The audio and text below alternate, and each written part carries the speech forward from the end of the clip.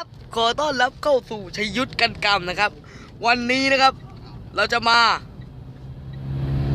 ครับผมเร็ว ไอเที่ยว ไปเที่ยวที่ไหนล่ะครับ สยกน้ำตกสยกน้อย ถูกต้องครับผม โอเคแล้วก็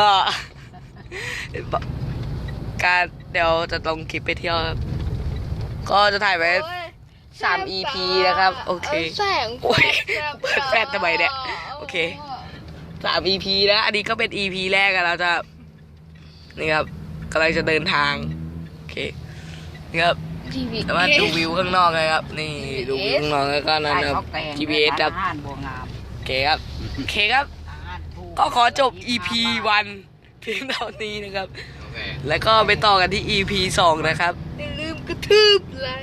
กระทืบเลยกี่ไลค์ก็ได้ครับไม่สนใจแชร์ได้นะครับก็ลืมกด Subscribe กันด้วยนะครับ แล้วก็ที่สำคัญนะครับอย่าลืมกดกระดิ่งด้วยโอเคแค่นี้ครับสวัสดีครับ มีบวชนาคนะ